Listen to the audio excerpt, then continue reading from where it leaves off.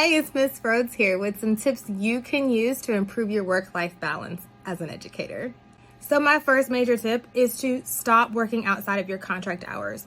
You do not have to make those copies at 5:30. You don't have to show up early anymore. Literally just work your contracted hours, but don't do things to help your classroom before and after. If you can't get the work done during the school day when you're contracted to be there, then maybe we should evaluate what it is that you're being asked to do. Tip number 2, stop taking work home.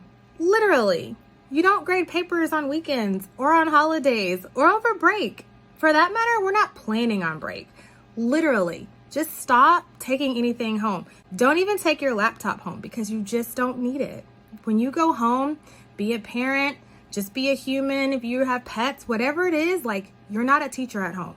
Once you leave the school building, you're not a teacher. Teaching is your job. Remember that.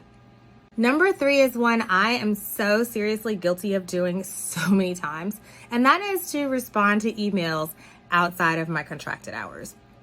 I've had times where principals or other teachers or even parents and students have emailed me over the weekend and I have stopped to respond. I've actually had entire communications via email with parents up to 1 and 2 in the morning because they were awake. But guess what? I woke up tired and groggy the next day. I wasn't happy and I didn't set the right boundaries for them to respect for me to ensure that I had a better work-life balance. Number 4 is a big one because I've done this too. And that is buying supplies for activities that are part of your required curriculum.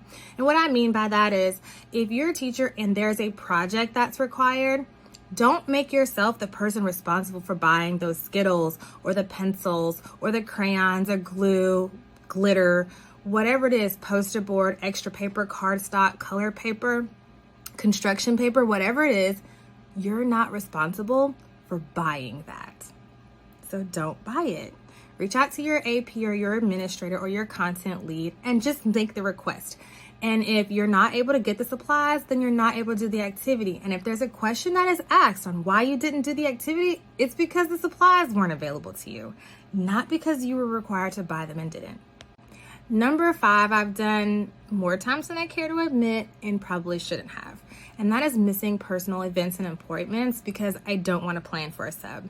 And the reason that I say that you shouldn't do this is because, for one, yes, we're all aware there's a sub shortage and so is the rest of your school. So are the administrators. And you know what? If we need that class covered, it'll be covered. Whether the students end up in a library or the gym or classes get split, things happen. Take the time, enjoy your life because you only get one, and at the end of the day, the kids are going to be fine. Admin might not like it, but some of these events that I've missed out would only happen once in a lifetime.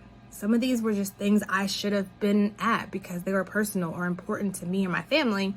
Missing out on them because I didn't want to make sub plans or because there's just not an availability of subs, it's not worth it. Life goes on and things will be fine. Just because you're not there, I know it's more work to make the sub plans, but it's better for you to do it and enjoy your life and take care of yourself than it is for you to be burnt out and wishing you had. And there you have it, my 5 tips for a better work-life balance. Follow for more at Real Teachers of Atlanta.